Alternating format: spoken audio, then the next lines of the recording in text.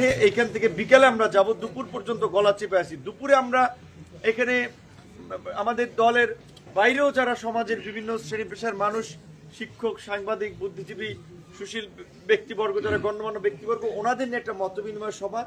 আসলে এখন এলাকা এইবারও ঢোকার টাইম হচ্ছে না, কিন্তু এই আমাদের এখানে এই দুইটা অফিস উদ্বোধনের কথা তারা বলছে যে অন্তত একটু আশা হয় যেন এইখানে একটা চরকাজল একটা, আবার একটা মাহফিল আছে শিবাতে, যদিও অনেক আগে। আসলে আমাদের এই জন্য বলছি যে আমাদের 1-1.5 মাস আগে থেকে প্রোগ্রাম সেট করে ঠিক রাখাটা একটু ডিফিকাল্ট জাতীয় রাজনীতির প্রেক্ষাপটে।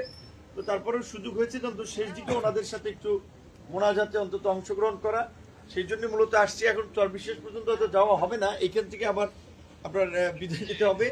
আপনাদের যারা এই রাত্র পর্যন্ত অপেক্ষা করে আছেন, আপনাদের প্রতি ভালোবাসা যে আপনারা এত কষ্ট করে শীতের মধ্যেও, আমরা তো গণসংযোগ নির্বাচনী প্রচার প্রচারণা আছি, কিন্তু আপনারা তো সকলেই দেখা যায় এতক্ষণে হয়তো বাসায় চলে যেতেন, আপনারা কষ্ট করে অপেক্ষা করছেন, এই জন্য আপনাদের প্রতি কৃতজ্ঞতা এবং ভালোবাসা। আপনারা দোয়া করবেন, আপনাদের দোয়ায় ইনশাল্লাহ আমরা এগিয়ে যেতে চাই।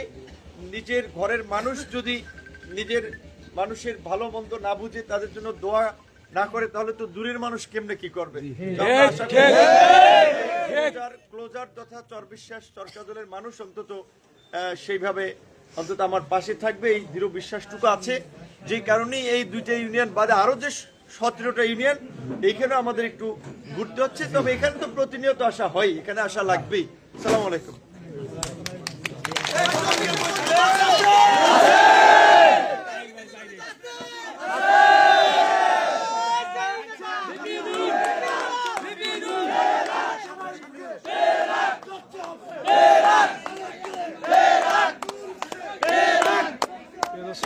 দেখতে পাচ্ছেন বিপিনুরুল হক নূর ভাইয়ের নির্বাচনী আসন পটুয়াখালী 3-এর গলাচিপা উপজেলার চরবিশ্বাস, যে চরবিশ্বাসে বিপিনুরুল হক নূর ভাইয়ের জন্ম। চরবিশ্বাস ইউনিয়নের ক্লোজার বাজারে এই রাত্র 10টার পরেও আসলে তার জন্য সাধারণ মানুষ অপেক্ষায় ছিল, তিনি এখানে আসবেন এই অফিসটি উদ্বোধন করার জন্য। তাই অনেকেই অপেক্ষা করতেছিল। নূর ভাই এসে তাদের উদ্দেশ্যে বক্তব্য রেখেছে, আপনারা অবশ্যই শুনেছেন। আমরা লাইভটি এখানে শেষ করছি। আসসালামু আলাইকুম।